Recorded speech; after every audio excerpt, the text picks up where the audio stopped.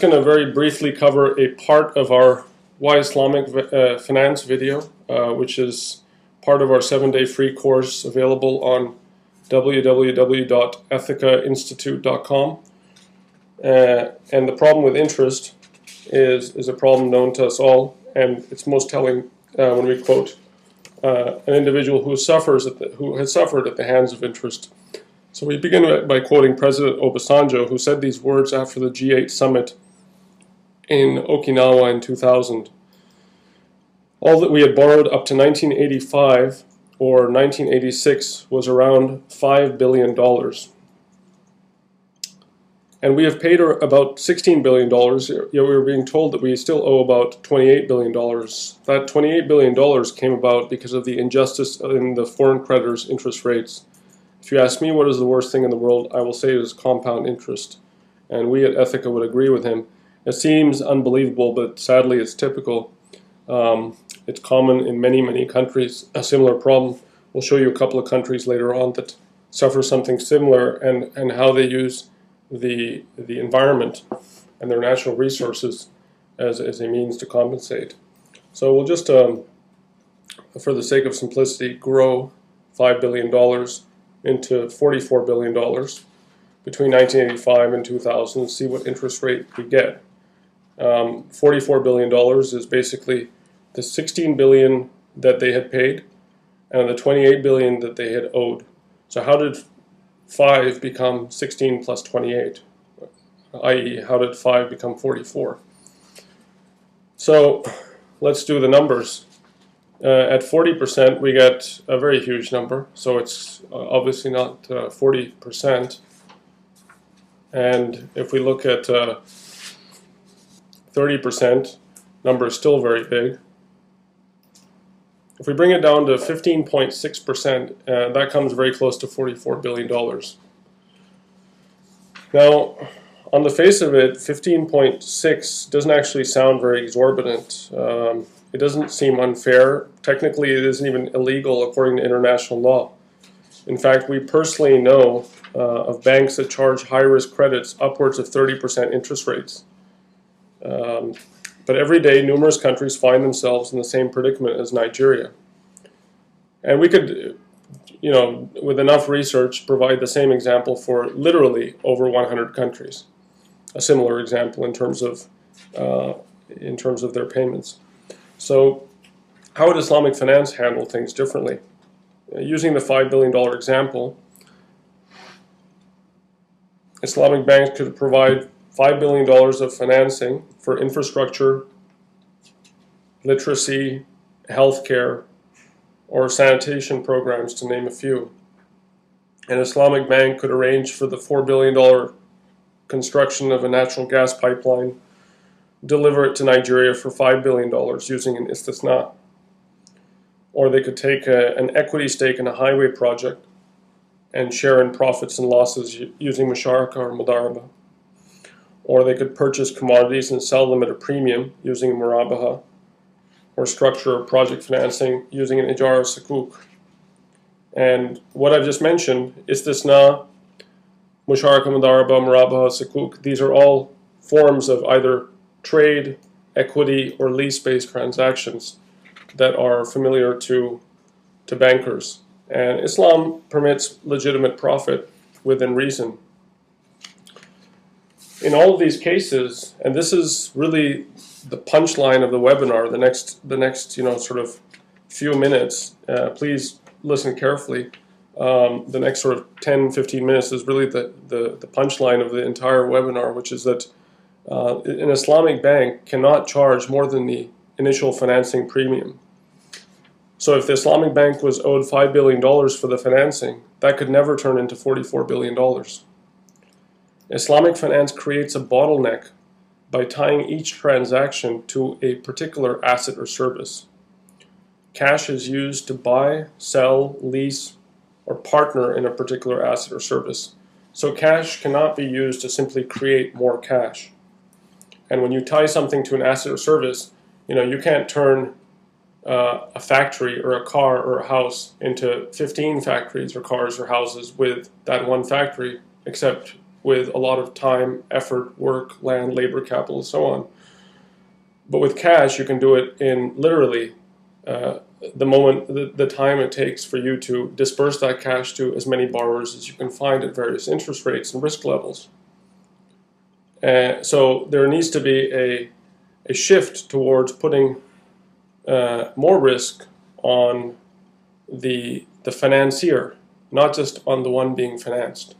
And that's where Islamic finance, and we've seen the proof in the pudding. While many banks are defaulting in the conventional sectors, Islamic banks are still strong. Yes, there's a sukuk here or a sukuk there that's having trouble, but that's largely related to, let's just say, expedient real estate transactions, not the structure of the transaction itself. So this is an important distinction between Islamic finance and conventional finance.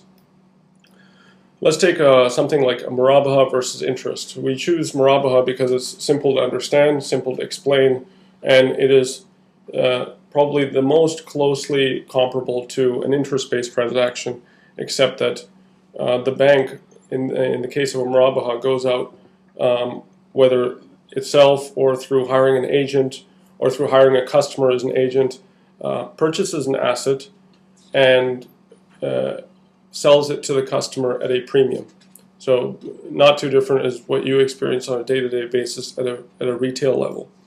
So they do on a very large-scale financing level. So we use this because something like musharaka, which we're obviously more interested in seeing more of, which is an equity-based transaction, partnership, doesn't compare as easily to interest. So we're using murabaha because it's simple, straightforward, and probably I would call it one of the weakest links of the Islamic finance product classes. So we choose murabaha. Let's take the example of any poor country borrowing $100 million over 20 years for a sustainable reforestation project. Murabaha with a 10% markup, and we'll compare that with a soft loan at 5%. With the murabaha, the $100 million becomes $110 million. Simple, straightforward markup. And that can be paid as a lump sum at the end of the term, or it can be paid in installments. Now with the interest-based loan, let's see what happens. For the sake of simplicity, we assume that the country is not able to repay until year 20, which is actually often the case. Although attempts are made to pay earlier, really the interest picks up speed in later years. So really most of the momentum that the lender desires happens in later years. But for the sake of simplicity, we'll assume year 20. So in year 0, $100 million grows to $110 million in year 2. And this is again at 5%, half the rate at which the murabaha was marked up at. By year 14, the debt has almost doubled. And by year 20, the $100 million has turned into $265 million. Now, this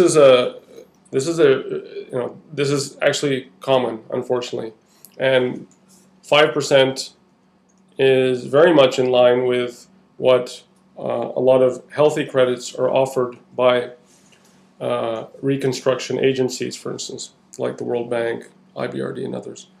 So it is appalling to see that 100 million can actually become 265 million, and we should take a moment to feel the full weight of how compounding interest really contrasts with the 110 million that the Islamic Bank was owed. And even if it's 120 or 130 million, whatever you want, the number is much, much less than what is possible with interest. Now, how does this tie in with the environment? Tropical forest countries currently own about 2/3 of the developing world's debt. In sub-Sahara Africa, for example, the total debt in 1980 was $84 billion. In 2001, $275 billion. And that's despite refinancings and constant interventions by the IMF and the World Bank and frantic development. We see the same elsewhere. In Brazil, a major source of the Earth's health, in this case 40% of the world's oxygen. We aren't going to have a rainforest at current rates within this century, which should be shocking to anybody, but the pace of economic growth continues unabated, and this is really only motivated by things that necessitate this growth, such as logging, cattle ranching, dam building, mining, soybean production, which obviously are there in every country, some form of natural resource export. But in the case of Brazil, their massive debt burden is $216 billion as of the beginning of this year. So the interest payments on this debt force further deforestation to meet payments. Similarly, in Ghana, one of Africa's most indebted countries, 60% of their forests have vanished since they began servicing their debt to the World Bank and the IMF. In Indonesia, the World Bank lent $500 million for a massive logging project, tearing down more of their natural forest. And we were like, oh, okay, debt for nature swaps. We were very excited. And we were, happy to see the silver lining, but after we looked into it a bit more, it turned out that only $30 million was forgiven. Somewhat of a narrow silver lining. $30 million hardly would cover a fraction of the interest payment on a $500 million loan. So, and that I'm sure is not the only loan. According to the Friends of the Earth, the world's largest network of environmental organizations, interest-based projects financed by the World Bank will release over their lifetime 37.8 billion tons of carbon dioxide into the Earth's atmosphere. And that's obviously a shocking number. Would this have happened without it? As we saw in the example earlier, $110 million to be repaid to the Islamic Bank versus $265 million to be repaid to the conventional bank. We think not. So this same problem is familiar in many, many other countries that accumulate interest-based loans and yet play a critical role in the world's environment. Latin American countries, African countries, poor countries in Asia, whether it's deforestation, overfishing, fossil fuel consumption, the pace at which industry must be driven to keep up with interest-based loans is not sustainable. Coming to Islamic finance. The Vatican, we were happy to learn, said last year that the ethical principles on which Islamic finance is based may bring banks closer to their clients and to the true spirit which should mark every financial service. And again, whether all the Abrahamic traditions, Judaism, Christianity, Islam, and many, many other religious traditions historically have banned interest. And certainly in this day and age, when we see the results of what interest is doing, we can actually see why.